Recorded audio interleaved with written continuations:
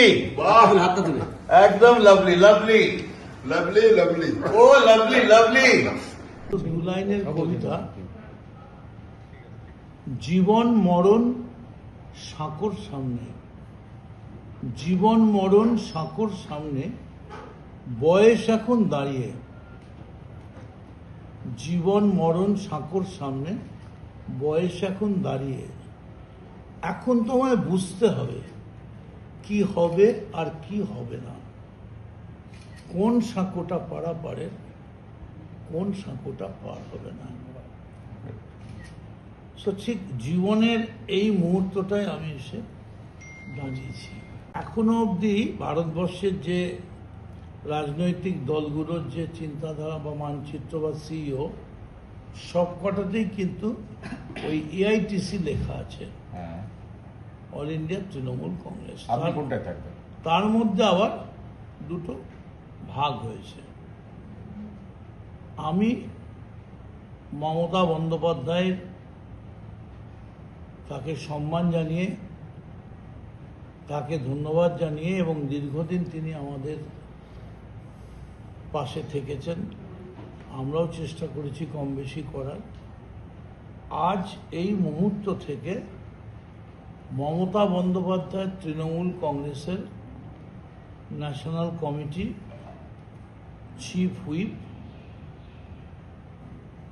Working committee, পার্টির general secretary থেকে শুরু করে সমস্ত রকম পদ থেকে আমি ইস্তফা দিলাম। আমাকে আজ থেকে, আমি তৃণমূলে ছিলাম, তৃণমূলেই রইলাম, শুধু আমি এই ঘর থেকে ওই ঘরে গেলাম। পালঙ্ক ছিল, এই ঘরে হয়তো একটা খাটিয়া রয়েছে, কিন্তু আমি খাটিয়ার দিকটাই নিলাম। রাজনীতি একটা জিনিস, ব্যক্তিগত জীবন আরেকটা জিনিস। আমার পরিবারকে ডাকা হয়েছে, ডাকতে পারে, ভারতবর্ষের জনতা এজেন্সি, তাদের ক্ষমতা রয়েছে, যাবে, এবং আমরা সর্বতভাবে সহযোগিতা করব। অস্বীকার করে তো লাভ নেই। একটা মানুষের জন্য একটা জাতকে তো আমি বিসর্জন দিতে পারি না। Only for one man. কার জন্য? সবাই নতুন করে নাম বলার কোনো কারণ নেই। বলুন না, তাও আজকে বলুন।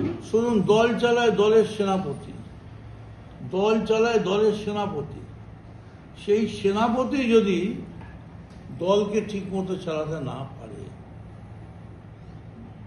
আজকে গোটা দল ভয়ে কাঁপছে কেন? চলুন তো আমার সঙ্গে, আমি হেঁটে বেরোচ্ছি ধর্মতলা দিয়ে, আমি দেখি কে ডিম মারে। হাঁটতে হাঁটতে আমরা ধর্মতলা দিয়ে নিউ মার্কেট যাচ্ছি, বাজার করছি। আর আমি সব থেকে বড় ধন্যবাদ দেব ঋতব্রত বন্দ্যোপাধ্যায়কে এবং বিরোধী দলকে। এরা প্রত্যেকবারই যে যখনই কথা বলেন, এরা বলেন মমতা বন্দ্যোপাধ্যায় আমাদের মাথার উপরে রয়েছেন, তার নামেই সব, তার নামেই সব। আর তৃণমূলের মুখই তো মমতা। অভিষেক বন্দ্যোপাধ্যায়,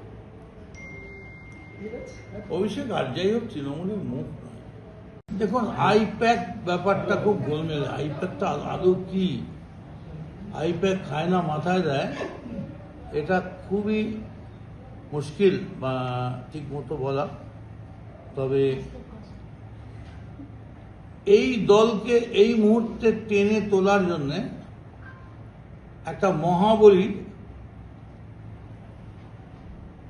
অঞ্জনী পুত্র মহাবলদায়ী, সন্তানকে প্রভু সদা সহায়, এইরকম একটা মহাবলী লাগবে। আমরা চেষ্টা করেছিলাম, কারোর কাছে অনুরোধও করেছিলাম যে আপনি দয়া করে সরে দাঁড়ান, একবার আমাদের চেষ্টা করতে দিন।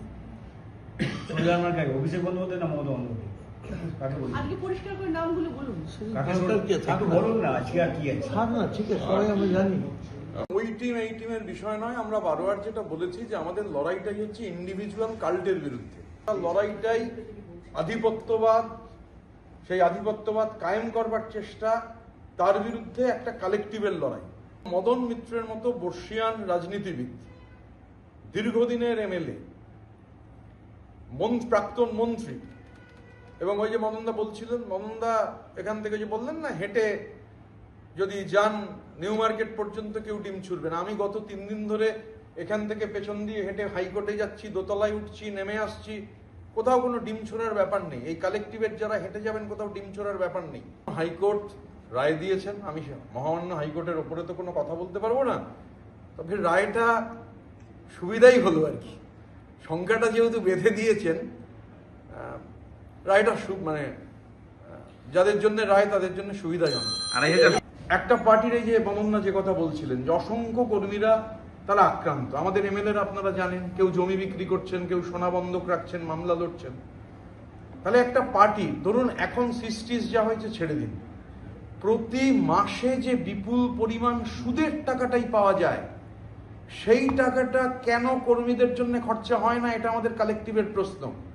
সেই টাকা কি খালি খরচা হবে 160 কোটি টাকায় হেলিকপ্টার আর চার্টার্ড প্লেন কেনবার জন্যে, আবার সেই কোম্পানিকেই ভাড়া দেওয়া হবে? সেই টাকা কি যাবে কেমেন আইল্যান্ডসে? সেই টাকা যাবে শেল কোম্পানিতে? নিচের তলার কর্মীরা কি দোষ করেছেন?